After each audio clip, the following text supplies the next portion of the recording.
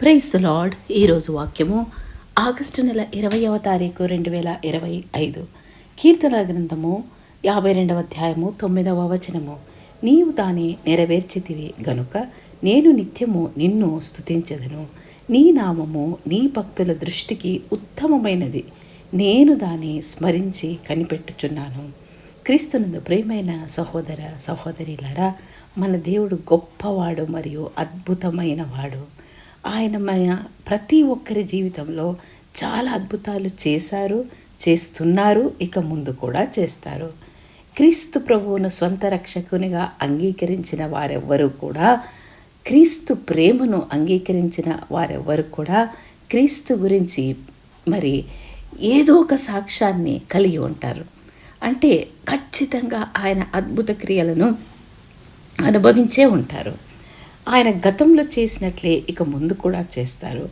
ఆయనను వ్యక్తిగతంగా తెలిసిన నమ్మకమైన వ్యక్తులతో మన సాక్ష్యాలు పంచుకుందాం. ఒకరి సాక్ష్యాలు ఒకరితో పంచుకుందాం. మనము ప్రోత్సహించబడతాము. దేవుని నమ్మకమైన ప్రజలందరూ ఆయన విశ్వసనీయతను బట్టి ఆయనను స్తుతించండి.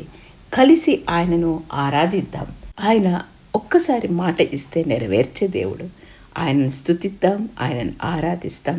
యేసు నామము మనందరికీ కూడా ఉన్నతమైన నామము, ఉత్తమమైన నామము.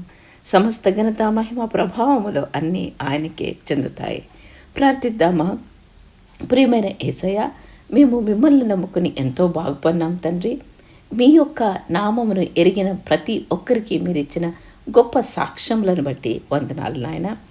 గతంలో కాపాడిన దేవా, ఇక ముందు కూడా కాపాడుతారని నమ్మి స్తోత్రం చెల్లిస్తున్నాం తండ్రి.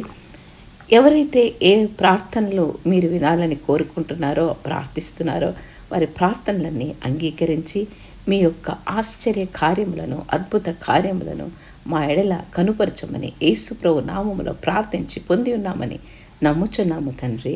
Amen, amen, amen. చిరునవ్వు నవ్వు యేసయ్య నిన్ను ప్రేమిస్తున్నారు.